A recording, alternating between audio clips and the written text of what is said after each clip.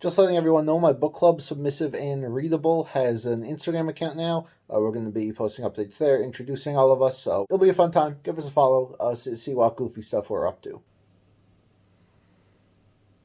The man did it again. Mistborn Era 2, everyone. Spoiler-free style. I'm also not going to be spoiling much from Era 1. Nothing major anyway. If you haven't read Era 1, you can still watch this video until the end, where I will be getting into spoilers on all 7 books. But first, my general thoughts. It has been over 300 years since the events of the original Mistborn trilogy, and our story mostly takes place in the Elendil Basin. Its capital city, Elendil, standing at the peak of innovation on Scadrial, as well as the multiple surrounding towns, cities, and villages. So a lot of time has passed, and with it has come a lot of innovation in technology. While the first series was mostly in a Middle Ages type of setting, Era 2 here sees us go all the way up to about the Industrial Revolution. There's no real-world equivalent for, the exact period of technology they're in right now, but it's got the vibe. However, there have also been significant advancements in understanding allomancy, the metallic arts. Not only have they discovered more metals that people can eat on up and do wacky things with, but generations now of breeding have resulted in some people ending up with some really wacky sets of powers. Now, ferrochemy is something I didn't really talk about in my last video because I didn't have time to fit it in, but it's sort of this other branch of the metallic arts which involves, storing power on a piece of metal that you have somewhere attached to your body, usually in a bracelet or something, and then being able to access that power later. This has a variety of powers and is also something some people are born with. But some people are born with one of each, and these are known as twinborn. And that brings us to our 2 main characters of Era 2. Waxilium Ladrian is a lawman out in the roughs, out in the outskirts. He's a cowboy, basically. He grew up noble, but he wasn't into politics. He wanted to get out of there, so he became a gunslinging, rootin'-tootin' yeehaw boy, and he was joined by his partner, Wayne. Together, they cleaned up the roughs, earning quite a reputation for themselves. But then Wax learns that his uncle has passed away, leaving him the heir to the Ladrian house back in Elendil. So called upon by duty, he returns to the city to take his place as the head of his house, but his instincts as a detective don't leave him. And as he is settling down in Elendil, he realizes that there are mischievous things afoot. There have been many kidnappings lately, mostly involving women with allomantic abilities. What's going on? So he, Wayne, and some of their friends team up to get to the bottom of it. And what they uncover not only leads them into, a rabbit hole of the criminal underbelly of the world, full of secrets, full of conspiracy, full of powerful allomancers who all want to kill them, but they also find certain things that appear to be much bigger than they expected. Not just a city-size scale or a planet-size scale, but potentially a Cosmere-size scale. Era 2, everyone. So it's worth noting, going into this is not Era 1. This is not just Era 1 again, okay? Era 1, very epic, high fantasy, warring kingdoms, evil gods, all this crazy stuff. Era 2 is not that, for the most part. We are presented a very different setting. It's technically the same setting, but, it has evolved quite a bit, with very different characters who have lived very different lives. And as such, the stories of these books feel completely different than Era 1. These feel more like westerns or, action-adventure films. Stuff like Indiana Jones comes to mind here. You have these charismatic group of characters, of detectives who are, gathering clues, figuring stuff out, going from place to place, and of course, finding some crazy action along the way. There's always a goofy evil villain with some crazy powers they have to overcome, but that's okay because they have crazy powers themselves. As I alluded to earlier, Wax and Wayne are both twinborn. Wax with the ability to push himself off of metal to gain great heights, while being able to manipulate his weight. And Wayne has a nice little reserve of health he can always call upon to heal him, so he acts as sort of a bullet sponge, like a literal one. And that's all cool. He can also stop time. Yes, those new metals I mentioned that people have discovered, Wayne can burn them. And, yeah, it leads to some really, really entertaining stuff. And I think that's a good word to sum up part 2. It's entertaining. As you might be expecting me to say, this is definitely not as good as Era 1.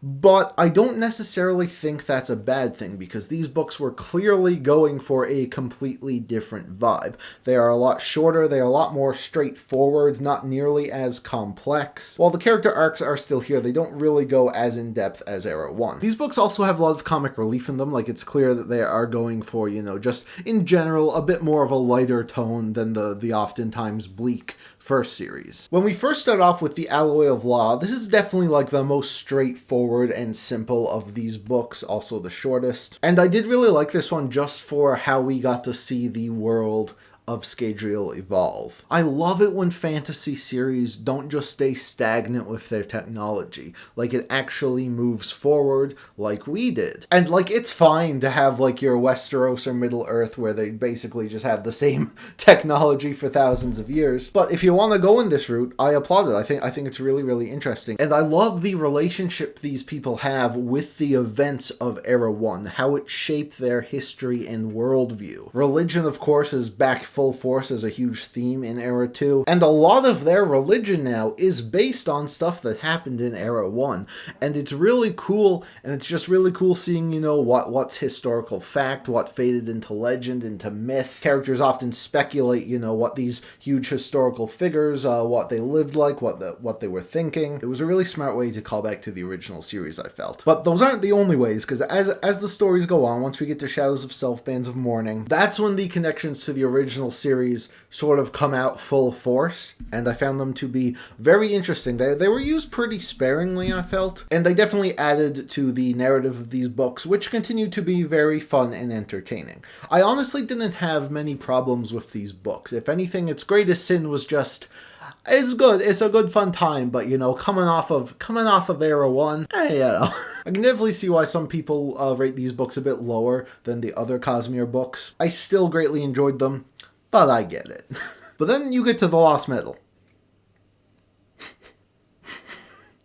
And let me tell you, I'm so glad I got to experience all of these books after they have all come out, because The Lost Metal was excellent, and it really elevated this series in my mind. This is a much longer book with a lot more meat to it. A lot of the character work is fantastic. I haven't really talked about the characters until now, because The Lost Metal kind of made them so much better for me. Not that they were bad before, but they just, they didn't have a ton of depth to them, I found. Wax was an enjoyable protagonist, but, there wasn't anything super deep about him, nothing I really connected to. Wayne was probably my favorite character. He's a very fun, sarcastic guy, even in the face of death, which they face often. I really liked Marasi a lot. She joins them for most of these adventures. She has some powers of her own and is the sister of Steris, who Wax enters like a arranged marriage type deal to benefit both of their houses with. The four of them make up like our main core cast, and there's a few others who I won't mention because the spoilery nature of everything. But yes, while I was enjoying these characters and their adventures at first, it's really the Lost Metal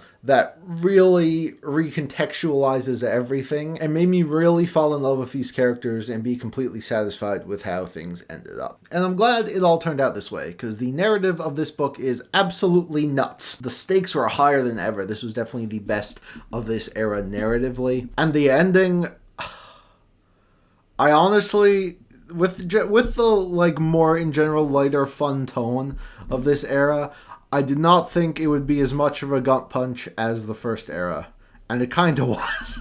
But anyway, what's interesting about this book is that its purpose was not only to serve as an ending to Era 2. I feel like in the grand scheme of Brandon Sanderson's works, this book will end up being extremely important in a lot of ways. I don't think it's a secret at this point that the Lost Metal is kind of cracked when it comes to the Cosmere. I have not read everything in this universe yet, but from what I understand, up until this point, the references to all the Easter eggs and all these greater things happening have been pretty minimal, leaving subtle hints for readers, but never really going full force overload into it. And this book does. And I thought that aspect of it was really, really cool. I don't think it takes away the focus of the story all. I actually think it complements it pretty well, and how they tie, what's been happening in all of these books to, this greater thing happening on a cosmic level, I thought was super fun to learn about. And while the story of Era 2 with, our characters that we've been following is wrapped up nicely, it leaves some pretty massive lingering questions with repercussions that could shake the entire Cosmere. And that stuff was brilliant. And it really, really got me hyped to read Stormlight Archive this year, the rest of the Cosmere, and for what is eventually coming in Mistborn Era 3. So would I recommend Era 2? Yes, absolutely. But I do think you need to go into it expecting something different. If you just finished Hero of Ages and you're like, man, I want more of this. I want more Hero of Ages. You're not going to get it here, but you are going to get a really fun time that I think expands the universe in interesting ways and really leaves you excited for more. You know what time it is, baby. Everyone who has not read this yet, please get out of here. Mother of God, leave. I don't even know where to start. I don't even know it. Oh my god. In my last video spoiler section, I talked about how the two remaining things I wanted to know. I wanted to know what happened to Marsh. I wanted to know what happened to Tensoon. Ayo. Marsh can't get a break, man. He's still alive, and he's now like some spooky religious figure that I don't know if he really wanted. But seeing him again was absolutely wonderful. Tensoon has a pretty small role, but it was really nice seeing him again. The first book, not much to say. I thought the villain was, pretty goofy and, not super deep, but I enjoyed his powers. I enjoyed how they eventually defeated them. How Marasi's slow time power, how that could be useful. I liked her figuring that out. But of course, Shadows of Self is when we get into a lot of the connections with the original series. This is when Tensoon comes back. We have a lot more Kandra activity. We learn that Wax's, former wife, who he thought he killed, was actually a Kandra the entire time, sent by Harmony, of course, Sazed. And Sazed does have a pretty huge role in these books. Now being the god, he is sort of all-knowing, he can see everything, hear everything, but something's going on. There's all this movement that he can't detect. And so he reaches out to Wax to be his sword. He's like, hey man, can you do some sleuthing for me? I may be god, but something's wrong.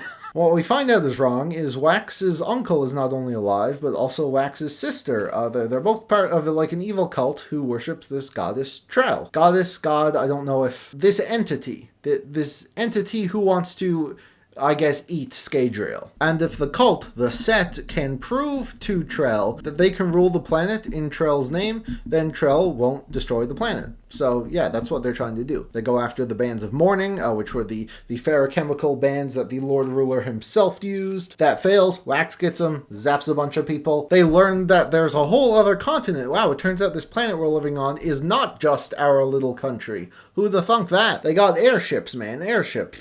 Okay, whatever. The Lost Metal. Kelsier's alive! What? Okay, bro! I mean, I don't know if alive is the right word. Kelsier has somehow found a way. I'm pretty sure they explain this in one of the novellas. I'll read that eventually. But he seems to have tethered his soul to his body with a hermalurgic spike. He's got a spike through his eye.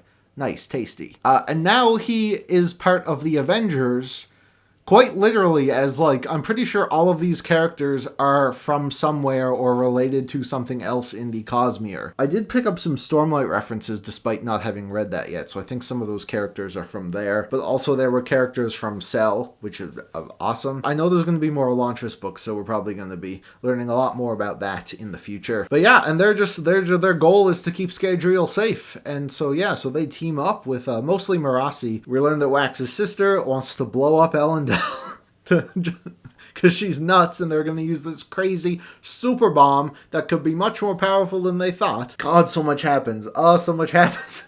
But it all leads to Wax and Wayne in this it's such a sick action sequence where they climb that tower. Man, that was Era 1 had Vin versus the Inquisitors as its final massive action set piece. And I thought the tower scale here was just as great, honestly. Obviously these two were never as powerful as Vin and don't have as many powers as her, but the way they use their powers is so creative all the time. And it ends with them on that ship with the bomb, and Wayne decides to sacrifice himself to stop the bomb.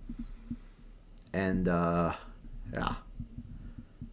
Wayne was such. I had a feeling Wayne might die just from the start of the series, how it was focusing on his character. And I'm like, man, don't do this to me, don't do this to me. And as the story's going, I'm thinking, nah, they won't, and they did. I mean, at least everyone else lived, I suppose. But things aren't looking too great in the skies above Scadrial, my guys. Something is definitely up with Sazed. And the probably like my favorite chapter in the book is like in one of the epilogues where Kelsier and Sazed have this talk, and Kelsier, we get to, like, it's been so long since we've seen Kelsier, but he's still Kelsier, and he's like, listen, man, you're gone, you can't help us anymore, you're getting old, what's up? And Sazed doesn't want to hear it, and they're like, the tension is there, you can feel it. Kelsier was always a man who, while his intentions were usually good, he was known to do some stuff. He would do some stuff to get what he wanted, and I don't know where this is going, but I am extremely excited for it. You basically have two parts of the story now, like the humans, the mortals, and then the gods, the freaks. I just can't wait to see where it goes. But I'm also interested, Wax also got spiked. Marsh referred to him as brother, which he thought was weird, and like he sort of questioned, like, am I still good? Like, am I still normal? I don't know. And it's very clear, that there are definitely ways to extend your life. I mean, when we learned about Spook, how Spook became like the Lord Mistborn after the events of Era 1, we learned that he ruled for over 100 years. So, like, what's up? And, like, Era 3 is meant to be not too much farther in the future. So I wonder if there's a possibility that some of these characters will still be around for that. I don't know. We'll have to see. I might end up having to make a full video on speculation, just a full spoiler discussion, because there's so much here, man. But yeah, it's making me really excited to read more. But for now, I need a break. So I will be pressing pause on the Sanderson train for a few months. Gonna go through the first law and all that stuff. And yeah, so with that, thank you all so much for watching. You can leave your thoughts on anything Mistborn in the comments down below, and I will see you all soon for a new video.